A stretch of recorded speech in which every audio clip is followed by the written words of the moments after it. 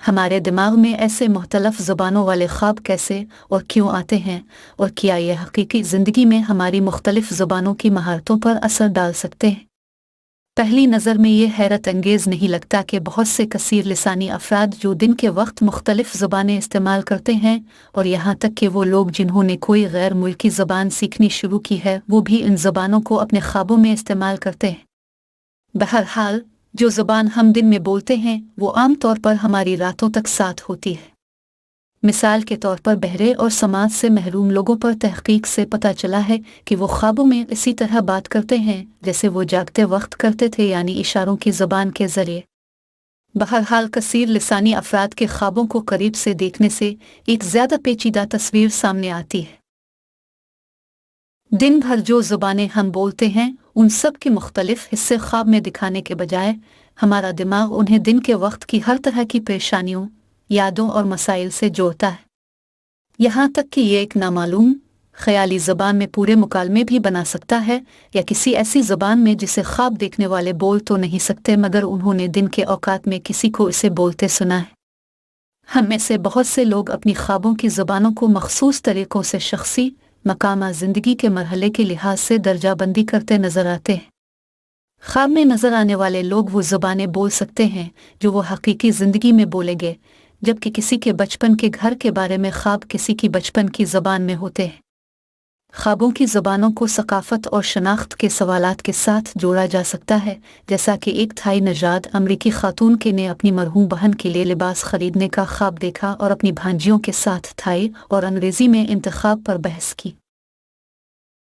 ऐसे ख्वाब भी होते हैं जिनमें इंसान इज़्तिराब का शिकार होता है और उनमें बोलने वाला खुद को गैर मुल्की ज़बान में समझाने के लिए जिदोजहद करता है। इससे एक तरतीब से ट्रेन या जहाज़ पकड़ना होता है, ख्वाब की लुगत में अल्फाज तलाश करना पड़ते हैं।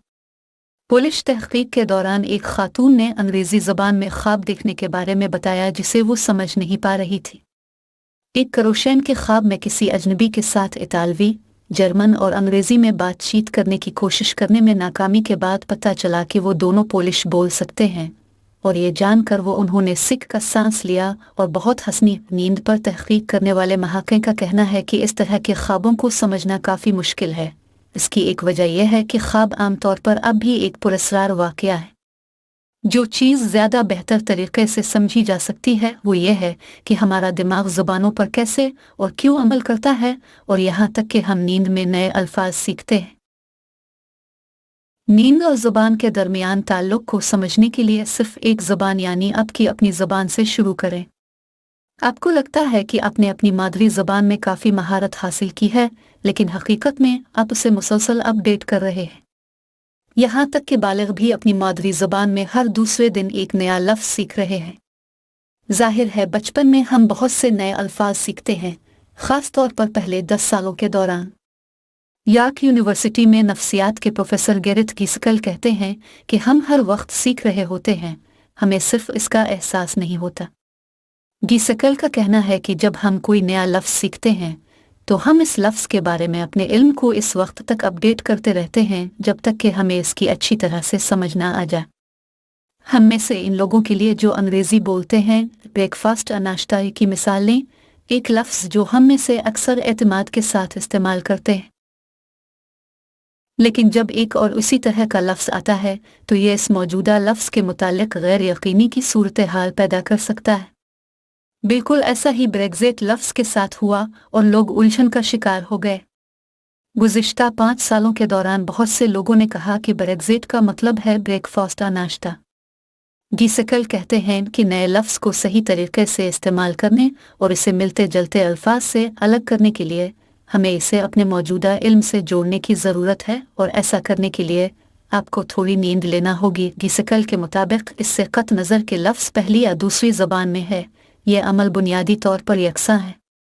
कसीर लिसानी लोगों के मामले में गैर मुल्की अल्फाज भी उनके जहन में महफूज होते हैं और इसी तरह मुंतखबा दबाए जाते हैं। वो कहते हैं कि आप तसव्वुर करें आपकी यादों पर किसी किस्म का लेबल लगा हुआ है, लिहाजा अगर आपके जहन में जर्मन और अंग्रेज़ी के लिए लुगत मौजूद है तो आपके इल्म में आने वाले हर एक लफ्ज़ को ज़बान के लिए टैग किया जाएगा और आप इन अल्फाज में से आधे अल्फाज को दबा देते हैं और जब आप बोल रहे होते हैं तो बाकी आधे पर तवज्जो मरकूज करते हैं। क्या मेरे ख्वाब में जब मैं अंग्रेज़ी और जर्मन बोलने वाले लोगों से भरे होटल के स्वीट में थी तो अपने लैंग्वेज स्टोर से गुजरकर मानी वाले टीगर्स शामिल कर रही थी।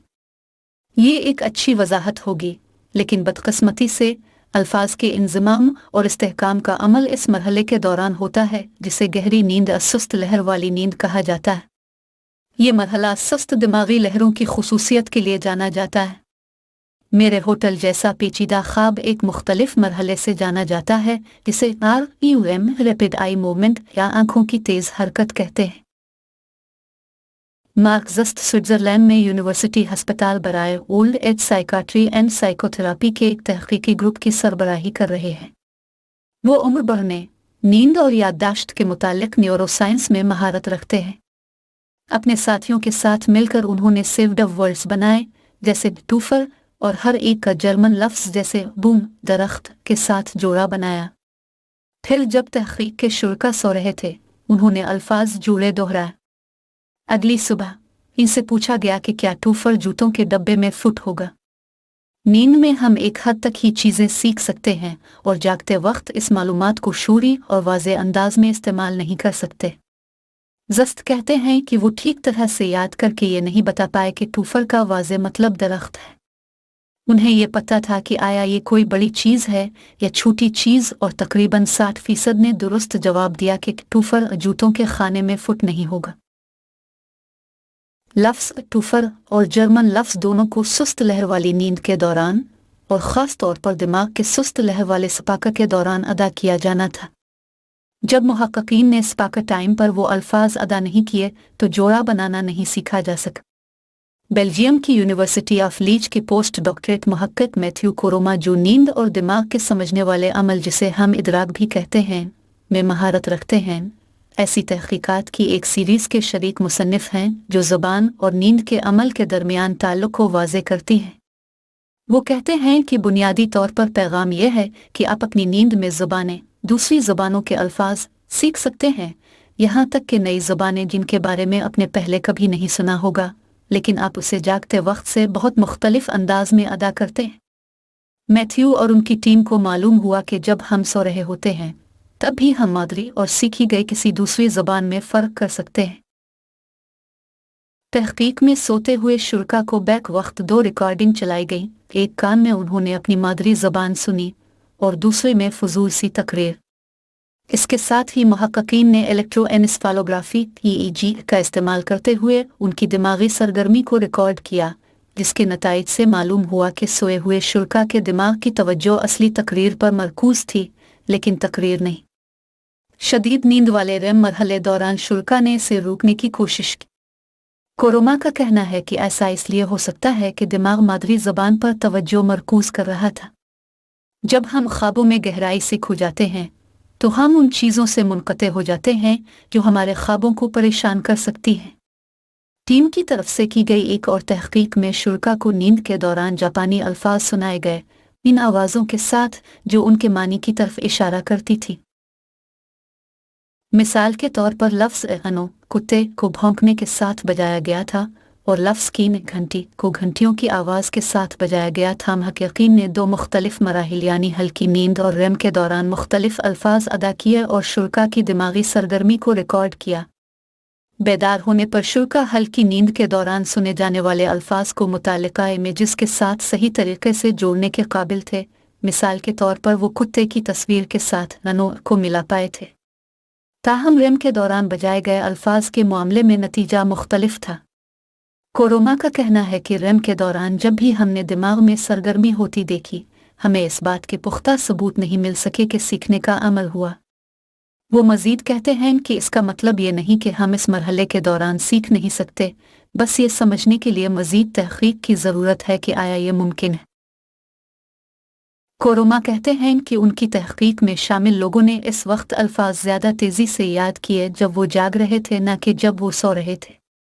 जब आप जाग रहे होते हैं तो ऐसा करना ज़्यादा आसान होता है।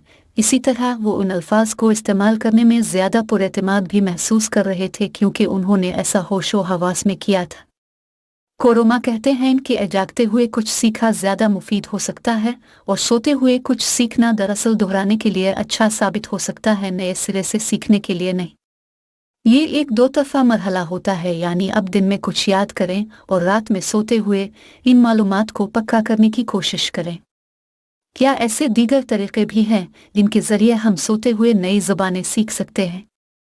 कोरोमा कहते हैं कि इसका सबसे बेहतरीन तरीका यह है कि अपनी ज़बान सोने से कुछ देर कबल सीखने की कोशिश करें और फिर कुछ अल्फाज जो अपने याद किए हैं उन्हें सोते हुए दोहराएं। यूनिवर्सिटी ऑफ बर्न के जूसत दिन के औकात में नए अल्फाज याद करने का मशवरा देते हैं, लेकिन रात में ज़्यादा से ज़्यादा सोने पर तवज्जो दें। दिमाग वही करेगा जो उसे ठीक लगेगा। सोते हुए मसाइल का हल ढूंढना। जूसत कहते हैं कि यह मुमकिन है कि मुतअद्दिद ज़बानों में आने वाले ख्वाबों के दौरान दिमाग दो मुख्तलिफ ज़बानों के दरमियान मुमासलत ढूंढने की कोशिश करे, ताहम ख्वाब की इनफरादी और बिखरे हुए अंदाज के बाइस इस बारे में कुछ भी वसूख से नहीं कहा जा सकता। कोरोमा कहते हैं REM नींद को मसाइल का हल तलाश करने से भी जोड़ा जाता है और अपने जज्बात को बेहतर बनाने से भी। इसी तरह ख्वाब हमें नए अल्फाज और जुमले याद करने में भी मदद दे सकते हैं और जो ज़ुबान हम बोलते हैं इसके गिर्द मौजूद जज्बात जानने में भी मदद करते हैं।